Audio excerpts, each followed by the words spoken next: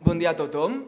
Bonjour a vous, Pierre-Henri Gullon. Per avui, la 18a jornada de les ciències, el senyor Gullon ens impartirà dues xerrades, una aquesta tarda, que parlarà sobre ressources genètiques i biodiversitat a la sala d'actes de Moravang a les 7:30, i l'altra, que serà la que escoltarem nosaltres aquest matí, de l'heredité, l'inelaki, le fil de la vie.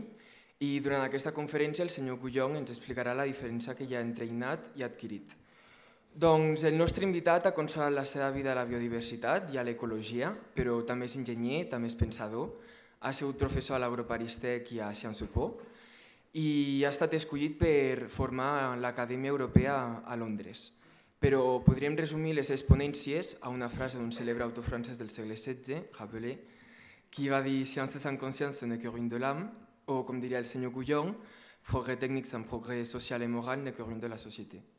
El senyor Gullon ens aporta una visió realista del món actual, on no podem seguir maltractant el nostre ecosistema esperant que els científics trobin una solució a tot. S'implica en debats sobre les relacions ciència i societat en general. D'aquesta manera, es preocupa per les conseqüències socials de la teoria neodarwiniana, de l'evolució sobre la nostra percepció del que es viu, i d'altra banda, també es preocupa per la cultura de les plantes transgèniques. Pierre-Henri Guillon pertany o ha pertangut a diversos comitès nacionals relacionats amb temes de ciència en la societat. Actualment és el president de l'equip d'especialistes de la Fundació Nicolas Hulot pour la nature et l'homme. Sense més dilacions, passo la paraula al nostre convidat. Gaudiu de la xerrada i no dubteu a fer preguntes quan s'acabi. Moltes gràcies. Bien, donc, les individus ne se reproduisent pas. Ce qui se reproduit, c'est autre chose. Les Anglais ont une expression beaucoup plus subtile. Ils disent « The individuals reproduce their own kind ». Les individus reproduisent leur propre sorte. C'est une expression intraductible déjà en français et je pense en andorran aussi, et qui au fond signifie bien que c'est quelque chose qui est reproduit mais pas l'individu lui-même.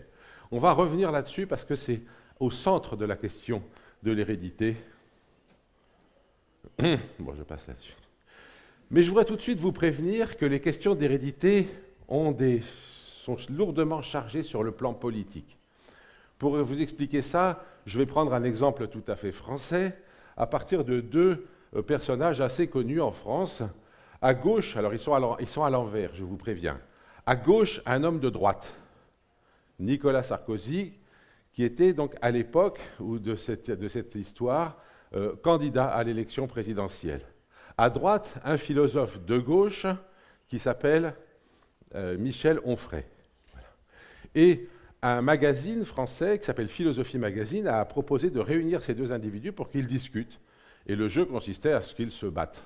Et ça a très bien marché.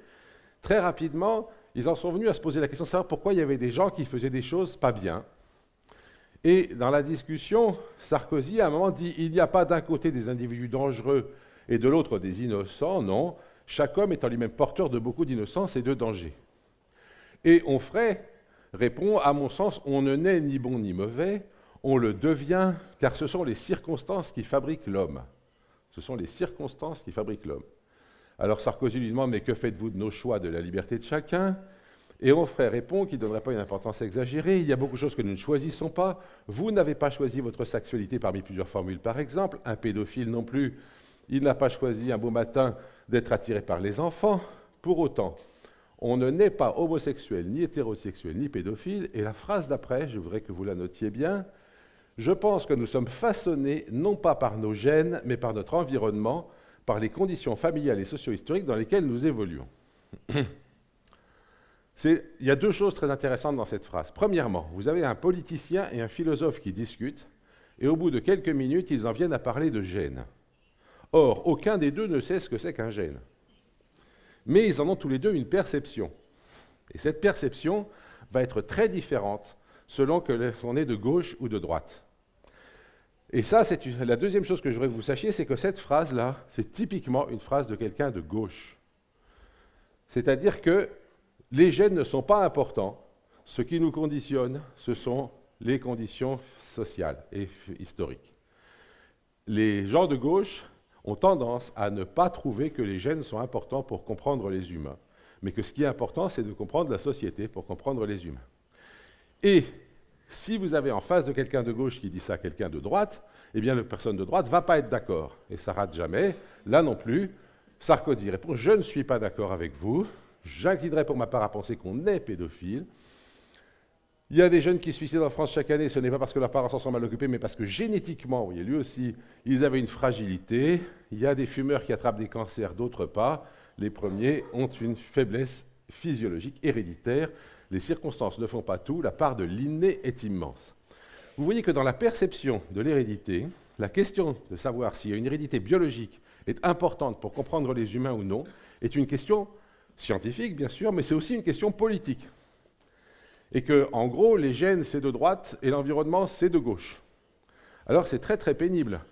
Parce que quand on fait de la science, moi je suis généticien, quand on fait de la science, on ne sait jamais si on va trouver un résultat de droite ou de gauche, hein, et on ne sait jamais avec qui on va avoir des ennuis à la suite de ce qu'on a fait. Je voudrais que vous sachiez que ces questions politiques ont lourdement, disons, amputé, disons, empêché les sciences de l'hérédité de se développer normalement. Et qu'aujourd'hui encore, il y a des tas de débats qui ont l'air d'être scientifiques alors qu'au fond, ce sont des débats idéologiques. On y reviendra, je finirai là-dessus. Alors, si on reprend l'histoire, eh bien, l'histoire de la façon dont on a vu l'hérédité, je ne vais pas revenir à l'Antiquité, il n'y a pas besoin. D'ailleurs, au XVIIe siècle, le premier qui a inventé un microscope s'appelait Hartsocker. Son microscope, il avait cette tête-là, on mettait les choses à regarder là-dessus, on regardait dans la lentille là. Mais comme il était très doué pour faire des belles lentilles, ça marchait bien. Et la première chose qu'il a découverte avec son microscope, ce sont ses propres spermatozoïdes. Voilà. Et immédiatement, un de ses collègues a dessiné ce dessin ici, d'un spermatozoïde avec un petit bonhomme à l'intérieur. L'idée était donc que le spermatozoïde contenait le bébé qui allait grandir dans la mer. Alors, je voudrais que ça soit clair, ce n'est pas comme ça que ça marche. Surtout, n'allez pas raconter ça après. Mais ce qui est intéressant, encore une fois, c'est que, en gros, tout le monde aujourd'hui sait que ça ne se passe pas comme ça, mais on continue à raconter ça aux enfants. Je ne sais pas si vous avez remarqué, mais il y a, alors peut-être en Andorre, je ne sais pas, mais en France, en tout cas, on dit très souvent aux enfants que pour faire un enfant, le papa met une petite graine dans le ventre de la maman. Cette phrase est scandaleuse. Je voudrais que vous vous rendiez compte, premièrement, que sur le plan biologique, elle est fausse. Les graines, c'est la production des plantes femelles, ce n'est pas la production des mâles. Et surtout, sur le plan sociologique, qu'est-ce que ça dit à l'enfant? Ça dit à l'enfant que c'est son père qui l'a fabriqué, que sa mère était un terreau plus ou moins fertile dans lequel a germé la graine. Donc ne laissez plus dire des choses pareilles aux enfants. Si on vous entendait dire un jour à un enfant que papa met une petite graine dans le ventre de la maman, oui, non, non, c'est pas vrai, c'est maman qui fait la graine, papa, il a mis un tout petit truc de rien du tout dedans, ça compte pas. Et donc, et je voudrais vous dire que Françoise Héritier, qui était une grande anthropologue qui a travaillé sur ces questions de sexe et de genre, a montré que des mythes qui permettent à l'homme de reprendre la suprématie de la reproduction, eh bien, on en trouve dans à peu près toutes les sociétés, dans toutes les cultures. Les hommes se réapproprient la production des enfants, donc ce n'est pas spécifique à notre culture. La petite graine, c'est la forme occidentale, mais il y a plein d'autres mythes qui servent à faire la même chose. Voilà. Alors, comment est-ce que... Donc maintenant, on sait que c'est les deux parents qui produisent l'enfant et que l'enfant mélange les caractères des deux parents. Ce n'est pas aussi simple que ça en général. Hein. Et la question de savoir comment les deux parents vont transmettre des choses à leurs enfants, c'est quelque chose qui a été un sujet de débat pendant très longtemps. Au XIXe siècle, eh bien, tous les biologistes admettaient l'idée que les deux parents mélangeaient quelque chose dans l'enfant, et que l'enfant était le résultat d'un mélange des deux parents, et que ce que les deux parents avaient vécu pendant leur vie allait influencer la façon dont était constitué l'enfant. Et donc en France, on avait un scientifique qui s'appelait Lamarck qui a beaucoup insisté sur cette idée-là, mais en réalité, tous les scientifiques de l'époque étaient d'accord sur cette vision des choses, tous. Hein. Lamarck, c'était en 1809 qu'il a publié son œuvre principale. C'était 50 ans avant Darwin, mais Darwin aussi croyait à ce genre de choses. Ce n'était pas du tout une spécificité de Lamarck ni de qui que ce soit d'autre. Et vous avez d'ailleurs ici une gravure anglaise du 19e siècle qui représente un monsieur qui a perdu une jambe dans un accident et qui est tout fier de voir que son enfant qui vient de naître a hérité de sa caractéristique paternelle. Alors ça aussi, c'est pas vrai, ça marche pas. Je voudrais être très clair, même si vous perdez une jambe, vos enfants auront 2 jambes tout à fait normalement. Et ce qui est extraordinaire, c'est que récemment, je racontais ça à des étudiants, il y en a un qui m'a dit, mais enfin quand même, ils étaient idiots, ils n'avaient pas vu que les gens à une jambe faisaient des descendants à 2 jambes. Et bien sûr, ils l'avaient vu. Mais ils avaient la réponse, et c'est une autre idiotie qui vient de la perception fausse de l'hérédité qu'il y a dans nos sociétés et qui ressort tout le temps, c'est ça saute des générations. Ça ressortira un jour ou l'autre. Ce genre d'expressions qu'on entend encore aujourd'hui viennent perturber notre vision de l'hérédité. Elles ne correspondent à rien sur le plan scientifique. Alors, je vous le disais, c'est Darwin, donc en 1859, qui va fonder la biologie moderne. Il va la fonder sur l'idée qu'il existe une lutte pour l'existence et que dans cette lutte pour l'existence, les individus, comme ils sont différents, eh bien, ont des chances différentes de réussir. Et que ceux qui vont le mieux réussir vont laisser plus de descendants que les autres, et que à ce moment-là va se passer quelque chose de tout à fait spécifique aux êtres vivants. Et on peut dire sans doute que la plus grande spécificité du monde vivant, elle est là. Les êtres vivants sont capables d'une variation illimitée. Si vous regardez 2 êtres vivants, ils ne sont jamais exactement pareils. Regardez-nous, nous sommes tous différents. Et cette variation, elle a une caractéristique extraordinaire, c'est qu'elle est transmissible à la descendance. C'est-à-dire qu'il y a des grands, des petits, des bruns, des blonds, etc., etc. Et statistiquement, les descendants ressemblent plus à leurs parents qu'à la moyenne de la population. Et ça, c'est la caractéristique majeure du vivant.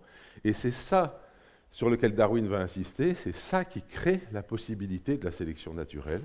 Puisque si certains individus réussissent mieux que d'autres et qui sont différents, alors leurs caractéristiques vont être transmises à leurs descendants. Et du coup, la population va évoluer. Le problème qu'a Darwin, c'est qu'il constate qu'il y a une variation. Il constate qu'il y a une hérédité, mais il ne comprend pas comment ça marche. Et il va en fait ouvrir la question de l'hérédité sans la résoudre lui-même.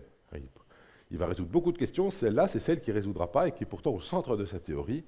Il va falloir attendre la fin du XIXe siècle et même le début du XXe pour qu'on ait une théorie convenable de l'hérédité. Qu'est-ce qui se passe à la fin du XIXe siècle? Eh bien, un Allemand, Weissmann, va expliquer qu'en réalité, ce phénomène-là n'existe pas, qu'il ne peut pas marcher, et qu'il ne peut pas marcher pour une raison simple, c'est que dans l'embryon, l'embryon est constitué par la rencontre du spermatozoïde et d'un ovule, ça je pense que vous le savez tous, et cet embryon, eh bien, très rapidement, il va différencier d'un côté la lignée cellulaire qui donnera les gamètes de la génération suivante, et de l'autre, les cellules qui vont constituer l'organisme. C'est-à-dire que dès que vous avez été un embryon tout jeune, eh bien vos ovaires ou vos testicules se sont différenciés du reste, et ce n'est pas les mêmes tissus.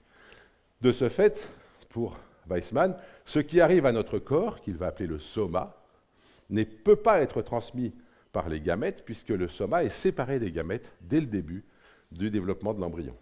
La vision que Weissmann va donner, c'est la vision donc d'une lignée germinale de cellules. Je ne sais pas si vous êtes conscient de ça, mais vos cellules germinales sont potentiellement immortelles. Et d'ailleurs, si vous remontez, toutes les cellules de votre corps proviennent de l'ovule de votre mère. L'ovule de votre mère, il provient par division de l'ovule de votre grand-mère qui a donné naissance à votre mère. Et puis cet ovule-là, il provient de l'ovule de votre arrière-grand-mère. Et vous pouvez remonter la lignée des cellules germinales, comme ça, de votre mère à votre grand-mère, à votre arrière-grand-mère, etc., jusqu'à l'origine de la vie. Il y a une continuité cellulaire tout au long de la vie. Ça ne peut pas s'arrêter à un moment et recommencer. Si jamais cette lignée se coupe et qu'il n'y a pas de descendants, eh ben c'est terminé, cette lignée est finie. Tous les êtres vivants actuellement sont issus d'une lignée cellulaire qui remonte à l'origine de la vie. Mais cette lignée cellulaire, oui, c'est une lignée de cellules germinales, ce sont des ovules, des spermatozoïdes, c'est tout. Et tout le reste, le soma, le corps, va venir simplement aider cette lignée cellulaire à se transmettre à la génération suivante. Notre corps sert en fait à reproduire nos cellules germinales. Voilà, donc Weissmann explique qu'il n'y a pas de fait de transmission des caractères acquis. Si vous perdez une jambe, si vous bronzez, si vous vous musclez, si vous êtes bon en maths, si vous apprenez les maths, eh bien ça ne se transmettra pas à vos descendants biologiquement. Bien sûr, vous pourrez leur transmettre des choses par la voie culturelle, mais biologiquement, vous ne leur transmettrez rien. Ce qui se passe dans votre corps ne sera pas transmis à vos descendants biologiquement. Et du coup, eh bien, on ne peut transmettre à ses descendants que ce qu'on a reçu de ses parents. C'est assez vexant, en réalité. Ça veut dire que quand on fait un enfant, on ne lui donne pas ce qu'on est, on lui donne seulement ce qu'on a reçu de ses parents. On ne produit pas d'hérédité, on ne fait que la transmettre. Les organismes vivants peuvent être vus comme des espèces de tuyaux amorphes qui transmettent l'hérédité d'une génération à l'autre sans rien produire eux-mêmes. Et d'ailleurs, ça a été refusé, cette idée-là a été refusée dans énormément de cultures. Pour des raisons compliquées, d'ailleurs, c'est essentiellement dans les cultures protestantes que cette vision-là a été acceptée. On pourra discuter pourquoi si vous voulez, mais... Voilà, donc ça c'est Weissmann, 1883. Il se trouve qu'à peu près à la même époque, même avant, Mendel avait déjà montré qu'en réalité, non seulement on transmet que ce qu'on a reçu, mais en plus on n'en transmet que la moitié.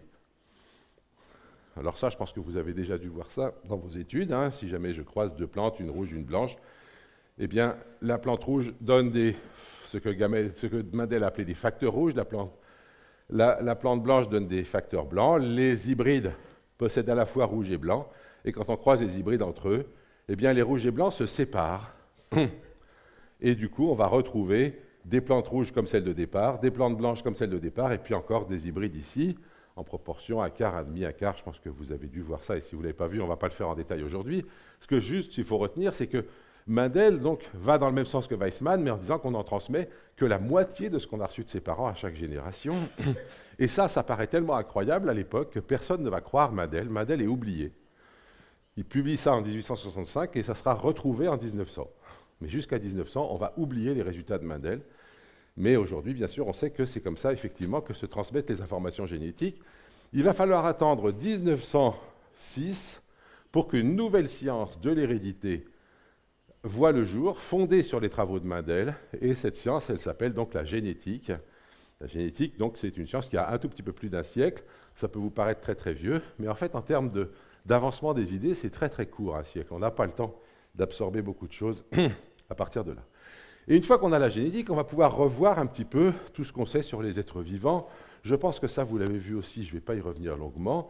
On va pouvoir, à partir de la vision qu'on a de l'histoire des êtres vivants, par exemple ici, on a un organisme qui devait ressembler à un poisson, et puis d'un côté, il a donné naissance à des poissons cartilagineux, poissons avec un squelette en cartilage, et puis de l'autre, eh bien, il y a une invention de l'os, et donc là, des poissons osseux, comme la carpe ou le thon, et puis de l'autre côté, ceux qui avaient un os, eh bien, ils ont pu sortir de l'eau et donner des batraciens, comme la salamandre, et puis parmi les batraciens, il y en a qui sont devenus des reptiles, des dinosaures, et vous le savez sans doute tous, les dinosaures sont maintenant des oiseaux, c'est-à-dire que les seuls dinosaures qui restent sont des oiseaux, et les oiseaux sont des dinosaures, et puis de l'autre, les mammifères, avec ici les humains, le cheval et la souris qui sont là.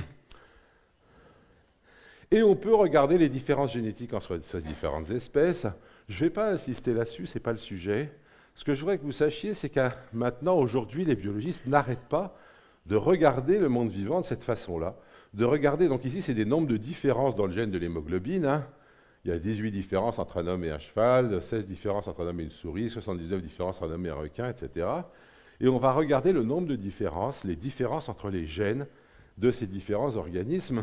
Et je pense qu'à force de regarder les choses comme ça, eh bien, on a commencé à voir le monde vivant d'une autre façon. Alors que jusque-là, on voyait toujours des organismes qui produisent des organismes, en fait, d'ailleurs, Darwin, quand il a dessiné un arbre de ce genre-là, il a mis des pointillés pour bien dire, voilà, j'ai les parents qui font des enfants, les enfants deviennent des parents et refont des enfants, etc. Il y a des générations qui se succèdent. Aujourd'hui, ça vient à l'idée de personne de mettre des pointillés, on met des traits pleins. Et la perception qu'on peut avoir de ça, c'est qu'est-ce qui est transféré là? Qu'est-ce que j'ai reçu, moi, de mon ancêtre qui était ici? Et qu'est-ce que le requin a reçu lui aussi de ce même ancêtre? Eh bien, ce que j'en ai reçu, ce n'est pas de la matière.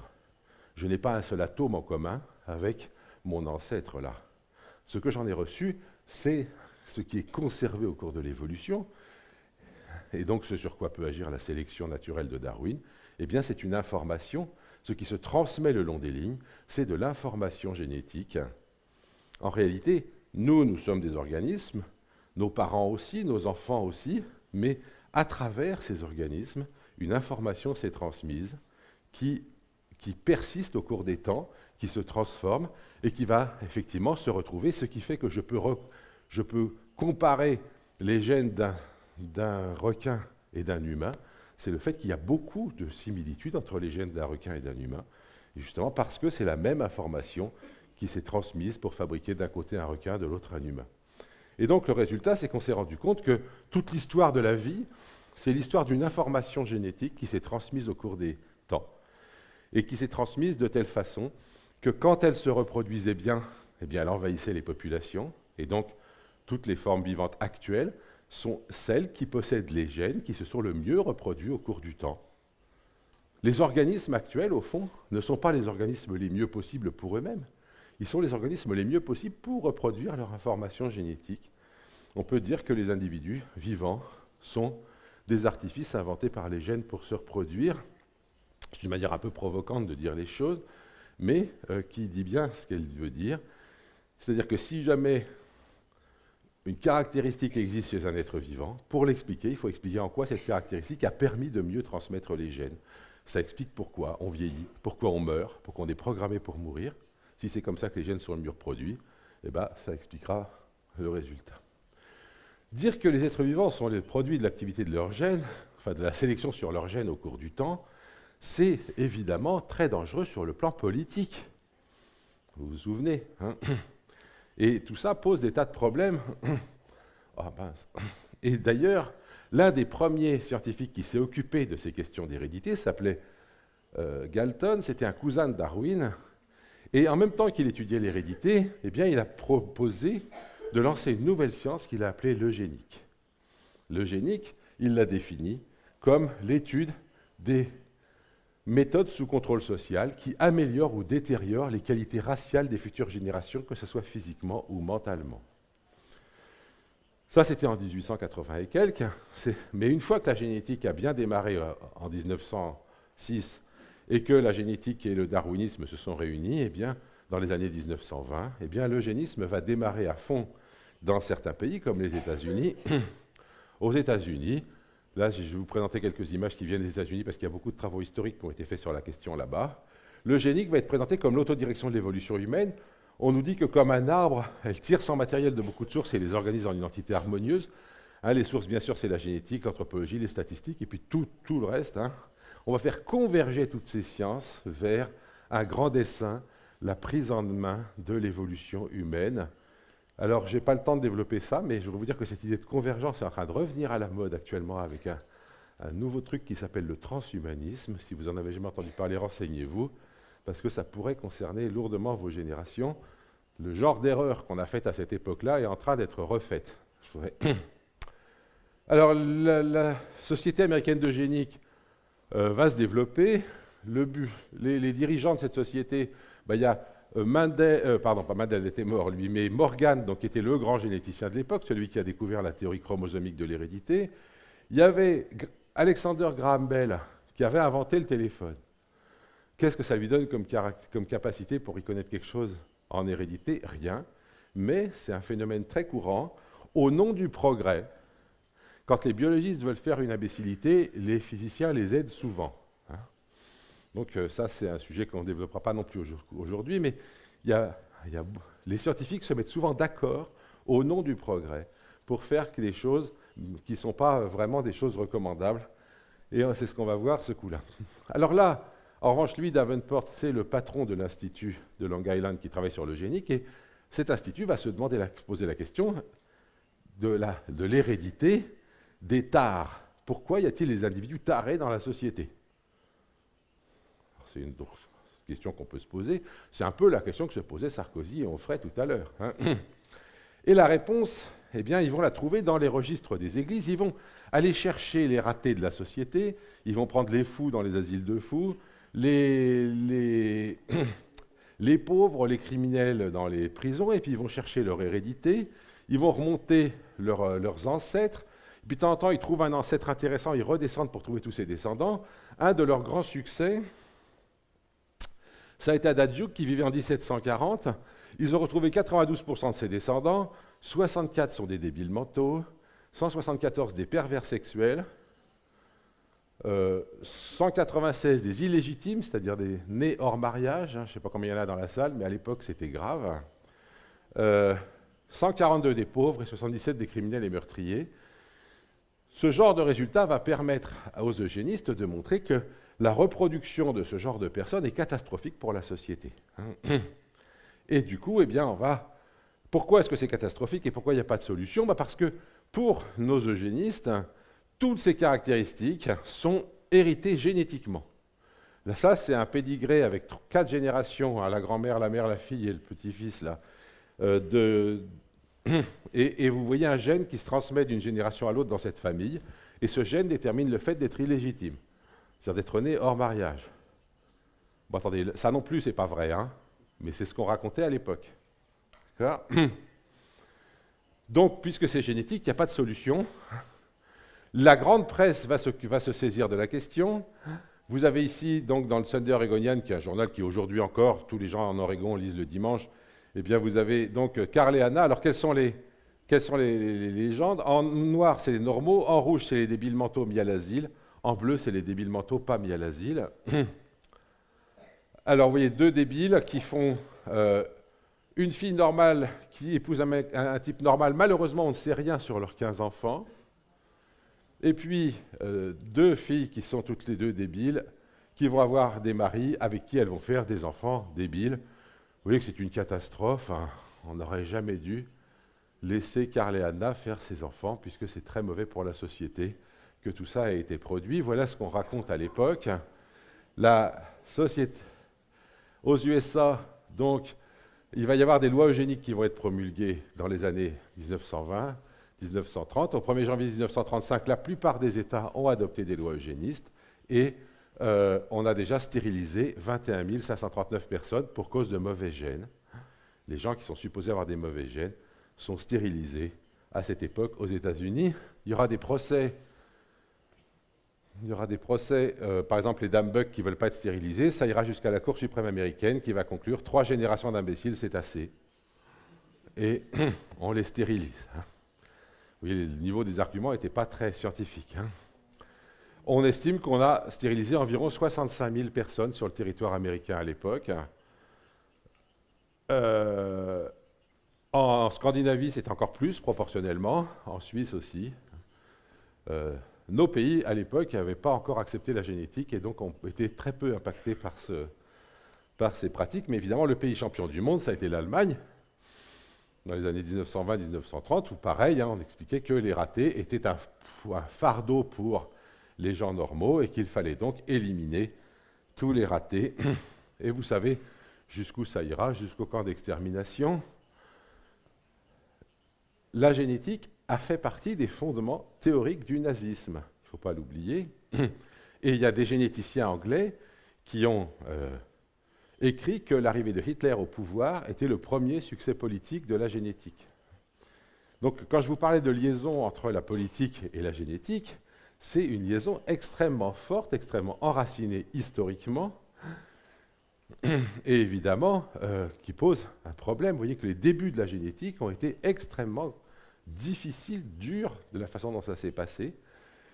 Et malheureusement, je ne sais pas comment c'est en Andorre, mais en France, quand on enseigne l'histoire, on enseigne le nazisme comme un truc qui est arrivé en Allemagne tout seul comme ça, une espèce d'excroissance monstrueuse qui est arrivée dans ce pays-là parce que, à cause sans doute parce que les enseignants sont beaucoup plus bien meilleurs en sociologie, en politique qu'en sciences, et du coup, ils savent tous, les enseignants d'histoire, qu'il y a eu la République de Weimar, des problèmes sociaux et économiques dans l'Allemagne de l'époque, mais il faut bien comprendre que le nazisme, c'est la continuation d'un mouvement international d'élimination des gens qui avaient des mauvais gènes.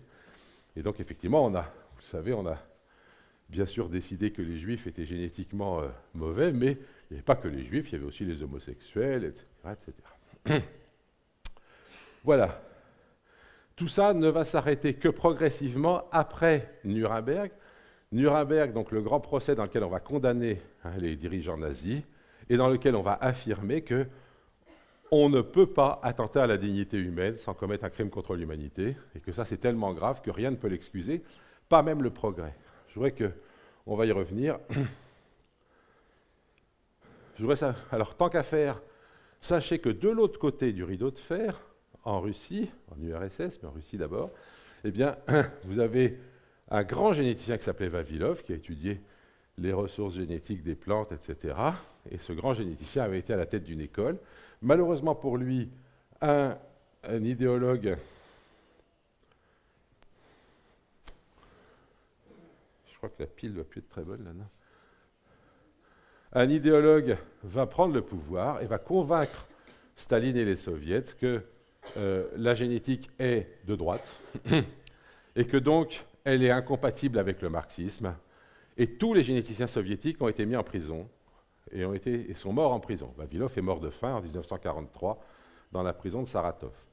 Donc vous voyez, à l'ouest, voilà, ça c'est Lysenko, donc l'idéologue dont je vous parlais, qui va convaincre les dirigeants soviétiques du fait que la génétique est une science à interdire. Donc à l'ouest, les généticiens font stériliser les pauvres gens.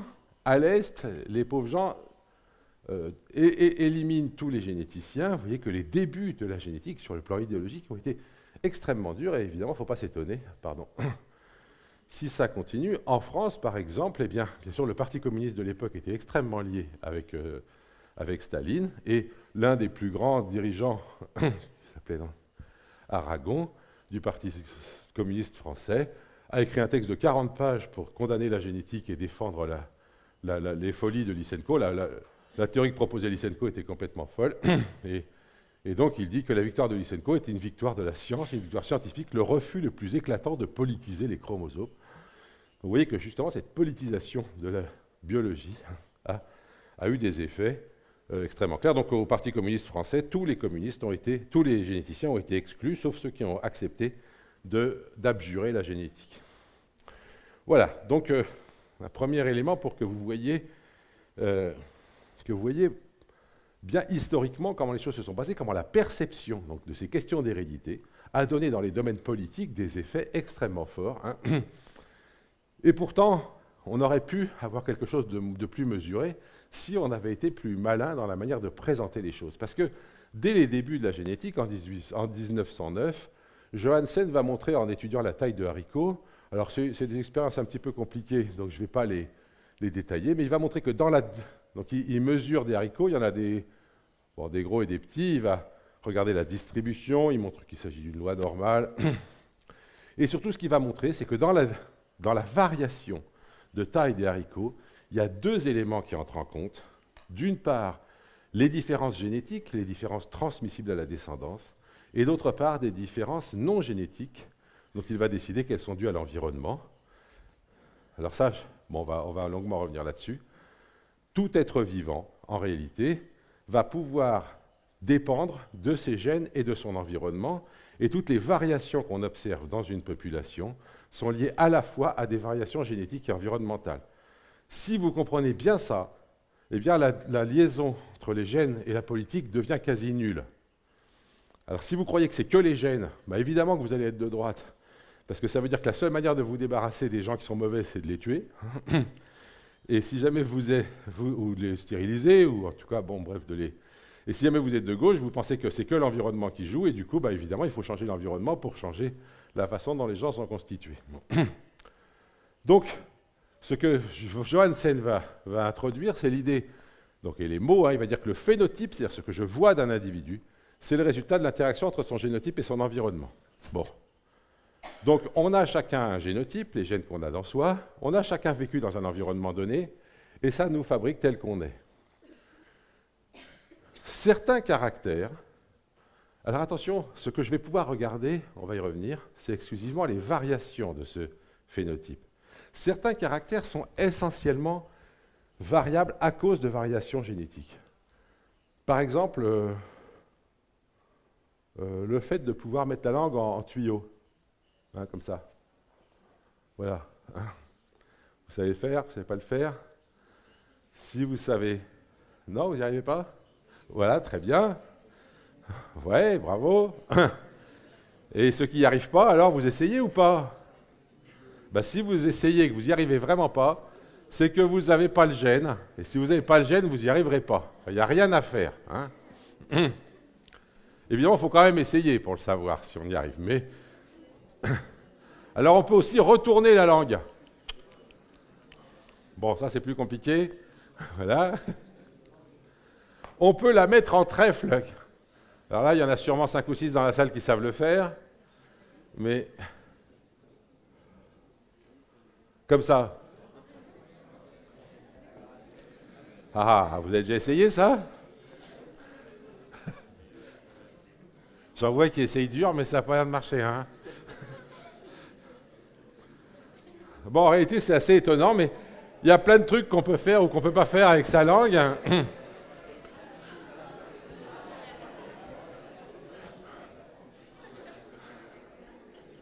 Et à chaque fois, il y a un gène qui permet de le faire ou qui ne permet pas de le faire. Donc vous voyez, c'est des variations. Hein. C'est des variations. Je ne regarde pas qu'est-ce qui fabrique la langue. Évidemment, je regarde s'il y a des gènes qui changent le fait de pouvoir faire tel ou tel truc avec la langue. Et on trouve des gènes. Et vraiment, si vous avez le gène, vous y arrivez. Mais évidemment, il ne suffit pas d'avoir le gène, il faut aussi essayer.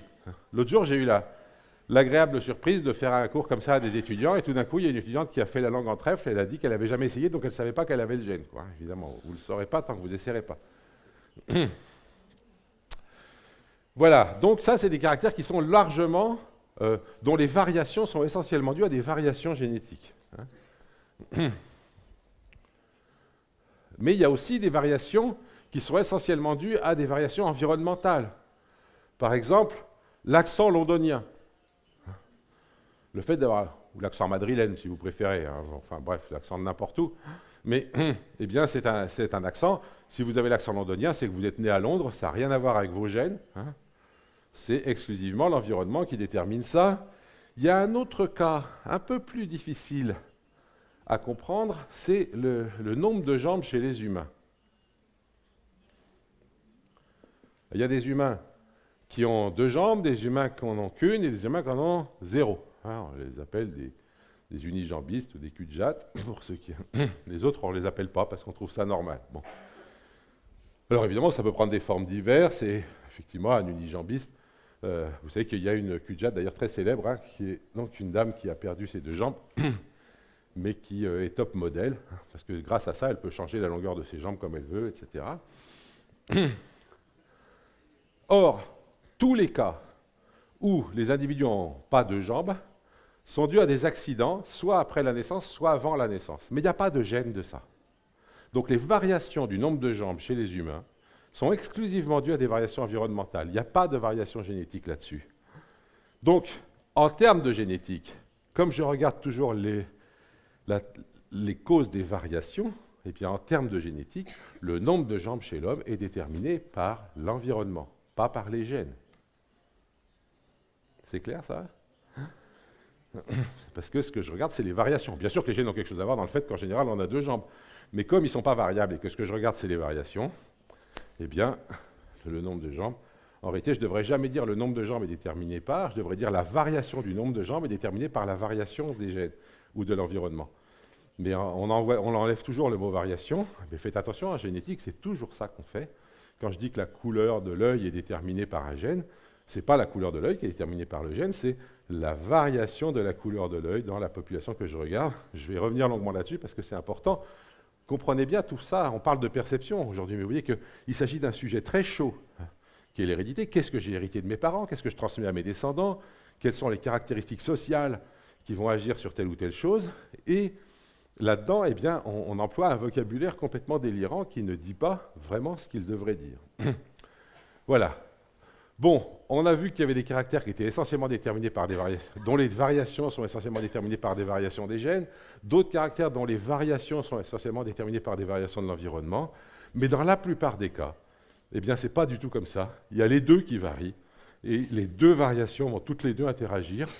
Et alors, du coup, là, quand on dit, bah oui, les caractères sont en général déterminés à la fois par les gènes et par l'environnement, entendez bien, les variations du caractère sont déterminées à la fois par des variations des gènes et des variations de l'environnement, eh bien, on va toujours nous poser la question, ah bon, combien pour chaque? C'est une drôle de question.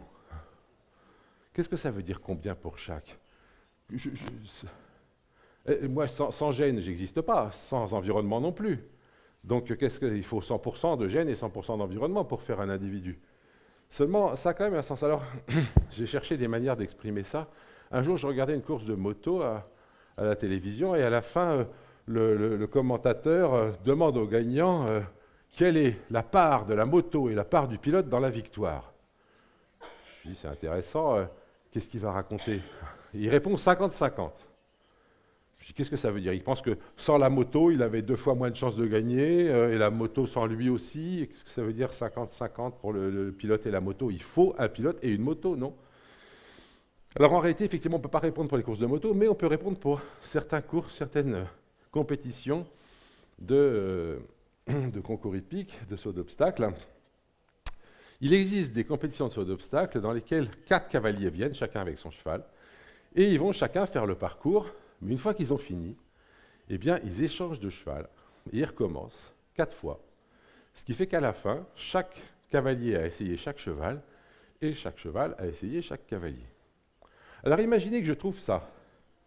C'est toujours le même cavalier qui a gagné, le même cavalier qui est deuxième, le même cavalier troisième, etc. Et les chevaux, eux, ils sont tous pareils. Il n'y a pas de variation entre chevaux. Je vais dire que le résultat, il est déterminé par le cheval ou par le cavalier? Par le cavalier, hein, d'accord? C'est le cavalier qui détermine. En fait, pourquoi c'est le cavalier qui détermine? Parce que toute la variation du résultat est entièrement expliquée par des variations de cavalier. Il n'y a aucune variation de cheval. Évidemment, si je trouve le résultat inverse, eh ben là, je vais dire que c'est déterminé par le cheval. Et puis, si jamais, en réalité, je n'en trouve jamais des choses aussi simples, si jamais je trouve un résultat comme ça, eh ben, je vais devoir faire un peu des maths. Il y a des méthodes statistiques qui permettent de dire quelle est la part du cavalier et du cheval dans le résultat. Déjà, si je fais la somme par ligne et la somme par colonne de mes résultats, je trouve que le classement total des chevaux, il varie de 8 à 12, alors que les cavaliers, il varie de 5 à 15. Ça veut dire qu'il y a plus de variations entre cavaliers qu'entre chevaux. Et ça vous indique tout de suite que en fait, les cavaliers, paradoxalement, ont plus de poids dans le résultat que les chevaux. Là, on a vu, s'il n'y a pas de variation entre les chevaux, ben, c'est les cavaliers. S'il n'y a pas de variation entre les cavaliers, c'est les chevaux. Là, il y a plus de... Et là, on va trouver donc qu'il y a 70% du résultat, en gros, qui est dû au cavalier et 30% qui est dû au cheval. J'aime bien cet exemple, pourquoi? J'espère que vous comprenez que le résultat qu'on va trouver là est un résultat qui dépend de quel cavalier, de quels chevaux et de quel parcours d'obstacles j'ai mis. Si je change n'importe quoi dans le système, je vais trouver autre chose. Donc, je peux dire quelle est la part des gènes et la part de l'environnement dans la détermination d'un caractère. Mais pour une population donnée, à un moment donné, dans un environnement donné. Ça n'est jamais, si je vous dis, je ne sais pas moi, le QI est à 50% héréditaire et à 50% dû à l'éducation. C'est un résultat qui a été trouvé dans les années 1980 sur les enfants français scolarisés dans les écoles publiques. Bon, ben, si jamais vous trouvez ce résultat-là, ça ne vous dit rien du tout sur le même résultat retrouvé aujourd'hui. Si je refais la même expérimentation aujourd'hui, ou si je vais la faire aux États-Unis, en Espagne, en Andorre ou au Zimbabwe, je vais trouver des résultats différents, je le sais. Donc on peut faire la part des gènes et de l'environnement pour une population donnée. À un moment donné, ce n'est pas une caractéristique du caractère qu'on regarde, c'est une caractéristique de l'échantillon qu'on regarde. On fait des travaux comme ça pour évaluer la part des gènes et la part de l'environnement dans la variation, par exemple, de la production du blé. Hein. Et donc on va faire comme ça des essais où on a différents types d'environnement, différents génotypes, et on regarde ce que ça donne. Sur des plantes comme ça, sur des vaches, etc., on sait bien faire des expérimentations qui donnent ces résultats-là. Chez les humains, c'est plus compliqué parce qu'on ne peut pas s'amuser à déplacer les gens et à les mettre là où ils ne veulent pas, mais en utilisant, par exemple, des résultats sur les adoptions ou sur les banques de sperme, on peut avoir des individus qui ont les mêmes gènes et qui n'ont pas les mêmes gènes et qui ont le même environnement ou pas le même environnement, et du coup, regardez comment ça marche. Ça donne des résultats très compliqués et très variables d'un échantillon à l'autre. Je voudrais insister sur un point tout de suite. C'est que, et j'ai insisté beaucoup là-dessus dans un article que j'ai publié il n'y a pas très longtemps, vous ne devez jamais avoir l'idée qu'il existe des effets des gènes indépendamment d'un environnement. un gène ne peut donner des résultats que dans un environnement donné. Je n'ai jamais vu des gènes fabriquer un individu sans un environnement autour. Donc on ne sait jamais, même l'idée même d'un effet d'un gène sans son environnement n'a pas de sens. Je peux regarder les gènes dans tel ou tel environnement, et puis je peux regarder si ça change beaucoup d'un environnement à l'autre ou pas, mais je ne peux pas imaginer l'effet d'un gène hors de son environnement. Et en réalité, la méthodologie de la génétique, ça consiste à regarder les gènes et regarder le résultat. Et puis au milieu, il y a un truc qu'on va appeler une boîte noire. Et cette boîte noire, elle contient toutes les conditions environnementales dans lesquelles s'est fabriqué l'individu à partir de ces gènes. C'est les conditions d'environnement physique, chimique, mais aussi social, intellectuel, psychologique, etc. Donc évidemment, le résultat qu'on va trouver dépend des gènes et dépend de l'environnement. Et ça, c'est un sujet de bataille constant entre les biologistes et les gens des sciences humaines, parce que les gens des sciences humaines, eux, ce qu'ils étudient, c'est ça. Et donc, quand on va trouver un certain résultat ici, si les généticiens disent c'est dû à la différence entre les gènes, et les sociologues vont dire non, c'est dû à une différence de société. Évidemment que les deux ont raison. Mais du coup, il faudrait arrêter peut-être de se battre. Et je voudrais vous donner 3 exemples de cas où une même variation génétique donne des résultats différents selon l'environnement. Alors, un exemple très simple, il existe une maladie qui s'appelle la galactosémie. La galactosémie, c'est l'absence d'un gène qui permet de digérer le lactose. Et du coup, si le bébé boit du lait quand il est galactosémique, il va s'empoisonner avec le lactose et il va mourir. Donc la galactosémie est une maladie mortelle due à l'existence d'un gène qui fait une galactose, une enzyme de digestion du lactose qui ne marche pas. Elle a été décrite comme une maladie très simple, comme n'importe quelle maladie génétique, donc il vous manque un gène qui est essentiel et vous mourrez. Sauf qu'aujourd'hui, quand un enfant naît, on vérifie si jamais il est galactosémique ou pas. Et s'il est galactosémique, on dit aux parents stop, vous ne lui donnez pas de lait, on a des nourritures de substitution, et l'enfant se développe très bien sans lait. Et ensuite, une fois qu'il est grand, il s'en moque pas mal du fait de ne pas digérer le lactose, puisqu'il ne se nourrit pas essentiellement de lait. Donc, qu'est-ce qui se passe aujourd'hui? La galactosémie n'est en gros quasiment plus une maladie dans nos sociétés, où le système médical marche bien.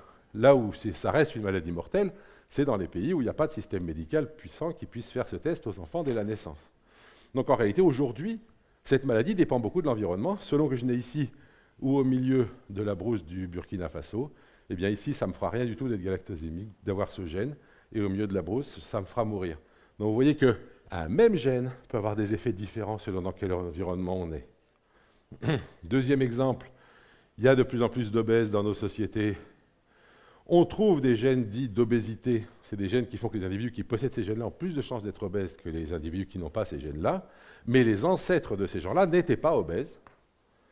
Ça veut dire que dans la condition d'il y a 100 ans, le même gène ne faisait pas qu'on était obèse, alors qu'aujourd'hui, il fait qu'on est obèse. Et évidemment, le dernier exemple très célèbre et très actif à l'heure actuelle sur le plan social, c'est les chromosomes X et Y. Si vous avez 2 chromosomes X, biologiquement, vous êtes une fille. Si vous avez un chromosome X et un chromosome Y, biologiquement, vous êtes un garçon. À 3% près, il y a quand même 3% d'indétermination biologique. On peut en parler si vous voulez. Mais n'empêche qu'une fois que vous êtes une fille, une fois que vous êtes un garçon, ça induit toute une série de différences. Alors on vous en a montré une tout à l'heure, c'est la perception, puisque les 2 personnages qui croisaient une dame habillée l'apercevaient très différemment selon que c'était un homme ou une femme. J'en ai une autre dans le genre, c'est aussi la perception de soi. On sait bien que les femmes ont une perception de soi plutôt en dessous de la réalité, alors que les hommes ont une perception d'eux-mêmes plutôt au-dessus de la réalité. Bon, ça, il y a plein d'études qui montrent ça. Mais il y a d'autres exemples. Donc évidemment, il y a plein de différences entre les hommes et les femmes. Les hommes, les champions du monde de course à pied, hommes vont plus vite que les champions du monde, que les championnes du monde de course à pied. Le salaire moyen des femmes est moins élevé que le salaire moyen des hommes. Donc des différences, pour en trouver plein. Quand j'ai le temps et que je suis avec des lycéens ou des collégiens, c'est encore mieux. Je leur fais faire un petit exercice. Je dis, allez hop, on va mettre la moitié des individus qui ont les cheveux courts ici et la moitié qui ont les cheveux longs là. Alors on ne va pas le faire. Mais dans une classe de collège, ça marche super bien actuellement, en France en tout cas. En gros, on montre facilement que le chromosome Y détermine le fait d'avoir des cheveux courts, alors que le chromosome X détermine le fait d'avoir des cheveux longs. Alors, quand je dis ça devant des gens des sciences humaines, ils sont furieux. Ils me disent « Mais non, c'est la société, ce n'est pas les chromosomes. » C'est la même chose. Je voudrais que vous compreniez bien le schéma que je vous ai montré tout à l'heure. J'y reviens, tiens. J'ai des individus X, Y, c'est des garçons, des individus X, c'est des filles. Le résultat, c'est que les X, Y, dans la société actuelle, ont en général des cheveux courts. Et les XX, qui sont des filles, dans la société actuelle, ont en général des cheveux longs. Évidemment que c'est une détermination génétique, mais qui dépend complètement de l'environnement social. Et la preuve, quand j'étais jeune, figurez-vous, que nous, les garçons, on avait tous les cheveux longs, et que les seuls qui avaient des cheveux courts, c'était les filles.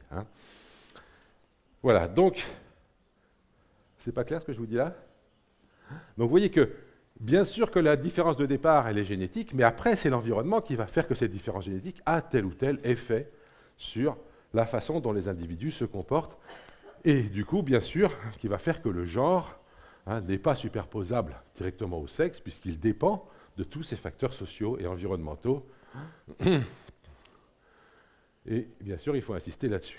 Dernier point donc, que je voudrais vous raconter ce matin, je vous ai parlé d'information génétique qui se transmet. L'idée qu'il y a une information qui est transmise dans la biologie, c'est une idée que les biologistes n'ont pas inventée. En réalité, le premier qui a dit ça, c'est un physicien, Schrödinger, un très grand physicien, qui en 1948, c'est-à-dire 5 ans avant qu'on découvre la structure de l'ADN, a écrit un livre qui s'appelait « What is Life ?», dans lequel il dit que la vie doit être caractérisée par le fait qu'il y a une information écrite sur une molécule qui se transmet de génération en génération. Il avait prévu l'existence de la structure de l'ADN, sauf qu'il pensait que ça serait une protéine, il n'avait pas deviné que ça serait l'ADN. Et oui, je passe là-dessus. Alors je voudrais vous dire que c'est quelque chose d'assez mystérieux ce que c'est qu'une information. Je ne sais pas si vous avez déjà réfléchi à la question, mais oui, une information, elle peut être écrite sur du papier, je peux la scanner, je peux la mettre dans un ordinateur, donc c'est toujours la même, sauf qu'elle n'est plus sur le même support. Donc une information, c'est toujours porté par de la matière, mais ça peut changer de support matériel. C'est vrai pour l'information, et une information sociale, écrite, elle peut être copiée, elle peut changer de support. Donc le fait qu'elle puisse changer de support, ça montre qu'elle n'est pas réductible à ce support. Au fond, elle a une certaine indépendance par rapport à son support, mais elle a quand même besoin d'un support toujours. Évidemment, si jamais... Oui, en ce moment, je vous parle, je vous transmets de l'information. Je ne sais pas si vous vous imaginez tout le bazar que c'est. Il faut que moi, je fasse des trucs avec ma bouche pour que ça fasse, et mes poumons pour que ça fasse du bruit. Ça crée des vibrations de l'air qui font vibrer vos tympans. Et vos tympans renvoient des trucs au cerveau qui vont reconstituer une information qui est celle que je voulais vous transmettre à quelques détails près. Bon. Donc, une information, c'est toujours porté par de la matière, mais de façon très complexe et très variable. La deuxième chose, c'est qu'elle peut être lue, donc elle est liée à un système de lecture, et ce, dans un environnement donné. Et ça, c'est un point important. Il y a l'information, il y a l'environnement, ça on vient d'en parler, c'est les gènes, l'environnement. Mais il y a un troisième truc qui est le système de lecture, dont je ne vous ai pas parlé jusqu'à maintenant. Bon, je passe là-dessus. Je voudrais vous dire que si vous réfléchissez à l'information, qu'elle soit génétique ou culturelle, une information en soi, c'est totalement inactif. Vous voyez, un livre comme la Bible ou le Capital de Marx, c'est des informations, elles font rien. Un bouquin, ça fait rien. Ça reste là où on l'a mis. Pour que ça donne une action, il faut que quelqu'un les lise et transforme ce qui est écrit dans le livre en action. Et Dieu sait si, effectivement, ces deux livres ont modifié notre monde au cours du XXe siècle. Donc, les informations ne sont pas actives en elles-mêmes, elles sont actives par le fait qu'elles sont lues et transformées en action par un système de lecture. Oula, qu'est-ce qui se passe là? Alors, excusez-moi. Donc, les gènes, par exemple, ne produisent pas des protéines, les gènes ne peuvent pas agir.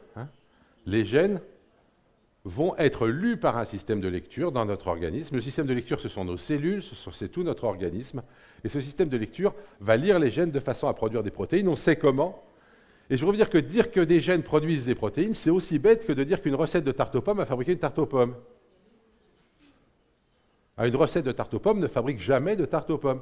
Ce qui fabrique une tarte aux pommes, est-ce qu'il est énervant ce machin? Donc voilà la recette, voilà, elle ne fabrique pas de tarte aux pommes, vous voyez.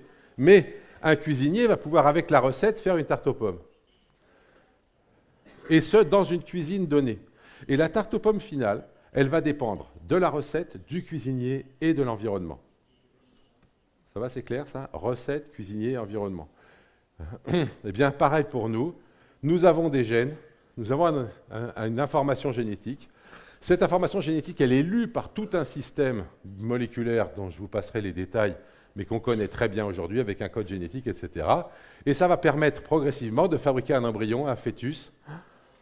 Et vous savez donc que c'est la lecture des gènes par les cellules qui va faire que vous avez eu cette tête-là à un moment. Hein. Voilà, ça s'est terminé comme ça à la fin. Mais il y a tout un processus de développement qui se fait à partir de la lecture des gènes. Et comprenez bien que cette lecture, c'est quelque chose de complexe. En fait, pour que ça marche, il faut que, à partir du même génome pour toutes les cellules, on fabrique des cellules nerveuses, des cellules musculaires, des cellules sanguines, des cellules osseuses, des cellules du pancréas, etc. Ça veut dire qu'on va avoir les mêmes gènes dans toutes les cellules, mais on ne va pas lire les mêmes. Ça veut dire qu'il faut que le système de lecture décide quel gène il lit et à quel moment. Et ça, c'est tout un autre pan de l'hérédité. Je passe là-dessus. C'est ce qu'on appelle l'épigénétique. Donc, je ne sais pas si vous avez déjà entendu ce mot-là, mais si vous n'avez pas entendu, vous allez en entendre parler, je vous préviens. Donc, en plus du génétique et de l'environnement, il y a l'épigénétique, tout ce qui est dû à la manière dont on lit l'ADN, au fait qu'on lit certaines choses ou pas, au fait que comme les musiciens dans un orchestre peuvent décider à un moment, je ne sais pas si vous savez ça, mais les violonistes dans un orchestre, il faut qu'ils fassent tous le même mouvement. Il ne faut pas y en a qui tirent pendant que d'autres poussent. Donc, ils vont faire ce qu'on appelle les traits d'archet. Au moment des répétitions, on va se mettre d'accord pour dire, à cet endroit-là, on démarre avec le talon, c'est-à-dire qu'on tire. À cet endroit-là, on démarre avec la pointe, c'est-à-dire qu'on pousse. Et tous les violonistes marquent au crayon sur leur partition, de manière à faire la même chose. Et puis, quand ils ont fini le concert, ils peuvent gommer. Et ils feront autrement dans le concert suivant avec la même partition. Et bien, l'épigénétique, c'est pareil. On va écrire des choses sur l'ADN. Alors, comment on fait? On met un petit radical méthyle, c'est un petit truc comme ça, avec un carbone et 3 hydrogènes, il reste une valence libre. On peut le coller où on veut sur l'ADN. Et le fait de le coller, ça va changer la lecture des gènes à cet endroit-là. Mais c'est réversible, on peut le mettre ou l'enlever, exactement comme mes traits d'archet sur ma partition. Et donc, on est en train de découvrir qu'il existe une autre manière de faire de la variation. Il y a les variations génétiques, les variations dues à l'environnement et les variations épigénétiques. Bon, je passe là-dessus, c'est trop compliqué. Et je voudrais que vous compreniez bien donc que tout être vivant est le résultat, donc tout plat est le résultat d'une recette avec un cuisinier dans une cuisine. Donc une tarte aux pommes, c'est une recette, un cuisinier ou une cuisinière. Et puis donc une cuisine avec des pommes, du beurre, etc. Tout ça, ça va changer le résultat. Eh bien, une musique, c'est pareil, vous avez une partition, elle interprète un lieu, et si vous changez l'un des trois, ça changera le résultat. Eh bien, chez les organismes vivants, vous avez un génome, un organisme, un milieu. Et il faut les trois. Et les trois peuvent changer le résultat. Donc, la façon dont sont transmises les informations au cours du temps, ce que j'ai donc appelé le fil de la vie, dans le livre qu'on vient de produire, eh bien ce fil, il va être modifiable par trois types de facteurs, qui sont les facteurs génétiques et environnementaux. Je voudrais vous dire que, pour finir, que l'épigénétique devient un sujet très à la mode, c'est un sujet de recherche très actif. On se demande combien de temps ces informations peuvent rester. On se demande si ces informations épigénétiques peuvent influer sur l'information génétique elle-même. On se demande quelles sont les relations entre l'information épigénétique et l'environnement. Ça, c'est des questions scientifiques. Mais n'oubliez pas que derrière ces questions scientifiques, il y a toujours la question idéologique. Récemment, il y a un bouquin qui est sorti sur la question.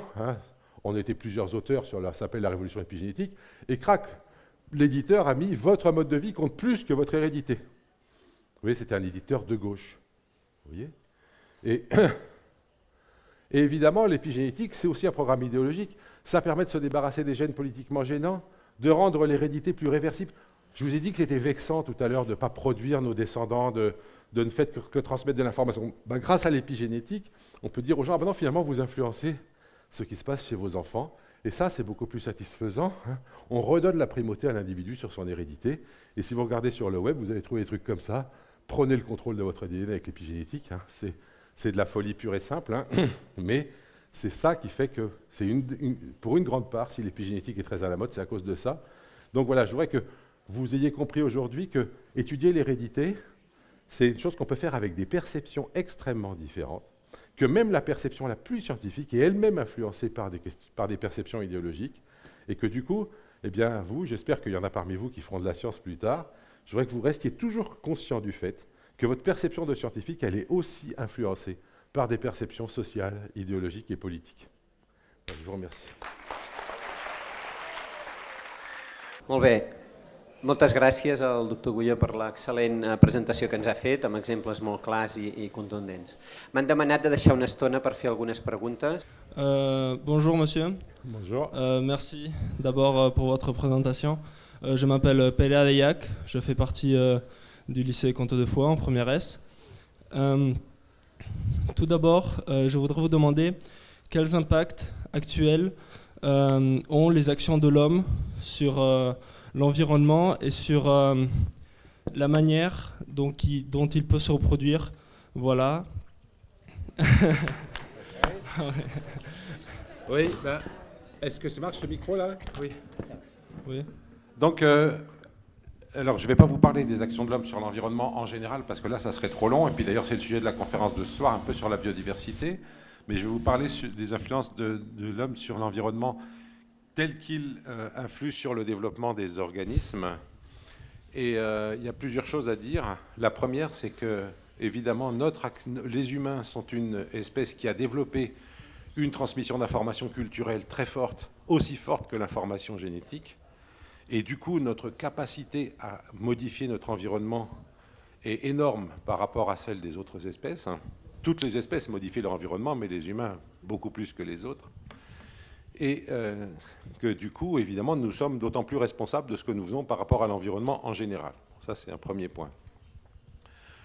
Concernant l'environnement tel qu'il amène au développement des organismes, eh bien, d'une part, il est clair qu'il y a un certain nombre de choses qui sont... Enfin, il y a beaucoup de choses que nous ne contrôlons pas dans la façon dont nous modifions l'environnement par rapport à comment nos descendants vont se constituer. D'une part, on sait qu'on met dans l'environnement toute une série de molécules qu'on appelle des perturbateurs endocriniens qui modifient épigénétiquement les individus. Justement, c'est des modifications épigénétiques qui modifient la façon dont le génome est lu et qui le modifient de façon transmissible de génération en génération. Chez les souris, on en est maintenant à 10 générations de transmission d'une modification due à des perturbateurs endocriniens. Donc ce genre de molécules devrait être beaucoup plus contrôlé qu'il ne l'est. À l'heure actuelle, il y a des discussions pour savoir si certains composants du Roundup, par exemple, sont des perturbateurs endocriniens, etc. Je trouve que dès qu'il y a une discussion, on devrait interdire le produit jusqu'à ce qu'il soit prouvé qu'il ne l'est pas. Actuellement, on fait le contraire. Tant qu'on n'a pas prouvé vraiment fortement que le produit est nocif, eh bien, on l'autorise. Je pense que ce n'est pas une bonne idée. Et puis, je voudrais vous dire que plus largement encore, il y a quelques années, je participais à un débat grand public sur ces questions et quelqu'un dans la salle m'a dit si j'ai bien compris, l'environnement et les gènes, c'est tous les deux très importants pour déterminer comment sont les individus. Alors, j'ai dit oui, c'est ça. Et alors il m'a dit mais alors je ne comprends pas pourquoi on est tellement inquiet dès qu'on change les gènes alors qu'on fait n'importe quoi avec l'environnement sans se poser de questions. Et je trouve que c'est une remarque très intéressante. Récemment, il y a un chercheur chinois qui s'est amusé à modifier génétiquement des embryons humains, je pense que vous en avez entendu parler, et ça a fait un tollé, d'ailleurs je crois qu'il est en prison, enfin bon, ça se passe mal pour lui. Mais alors qu'il avait juste changé un gène dans le génome de ces embryons, moi je trouve que c'était pas malin de faire ça, franchement.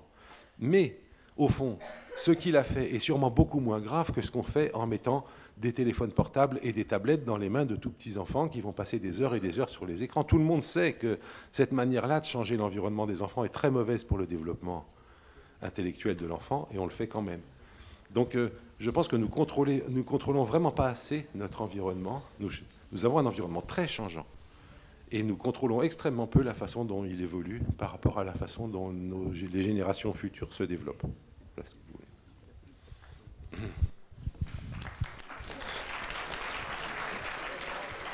¿Hay alguna otra pregunta? Buenas, me llamo Luis y soy del Colegio María Moliné. Y mi pregunta es, ¿qué cree usted de, actualmente se ha llegado a la conclusión de que tal vez se puede tener un concepto de la evolución de Darwin, pero también con aspectos de Lamarck en ellas? ¿Qué cree usted de ello? Es decir, que la teoría de Darwin de la evolución se ha empezado a unir con la de Lamarck. ¿Qué cree? Sí. ¿Atendido? Ah. Es que no... Merci pour cette question. En fait, j'aurais dû être plus clair sur le sujet. J'ai essayé de vous donner la réponse, mais sans vous la donner explicitement. Les gens qui disent ça, c'est parce que, à cause de l'épigénétique crée une hérédité des caractères acquis. Hein, c'est-à-dire que ce que vous avez vécu pendant votre vie va modifier vos descendants. Donc, il y a des gens qui disent que ça réhabilite la marque. Mais si vous lisez la marque, ce que la marque disait, c'était bien autre chose que ça. C'était le fait que si un individu tend le cou vers le haut, et ben, progressivement, il va donner naissance à des girafes, etc. Et que si jamais on coupe un membre à un individu, les descendants auront le membre en moins.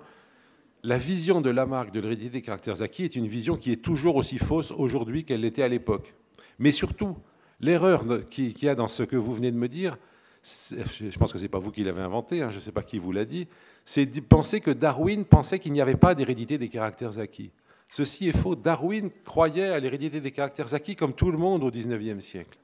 Et si vous lisez Darwin, vous trouverez quelque chose qui est beaucoup plus proche de l'épigénétique que si vous lisez Lamarck. Donc en réalité, ce que l'épigénétique remet en cause, c'est la toute-puissance de la génétique, ça c'est vrai. C'est-à-dire qu'il y a aussi des informations épigénétiques en plus des informations génétiques. Mais la génétique, elle date de 1900, Darwin c'est 1859. En 1859, Darwin acceptait parfaitement l'hérédité de l'acquis. Donc si l'épigénétique fait quelque chose, c'est de revenir plus à Darwin qu'au néo-darwinisme d'après, mais c'est certainement pas de retourner à Lamarck. Voilà. Je suis désolé, en tant que Français, j'aurais préféré vous dire le contraire, mais...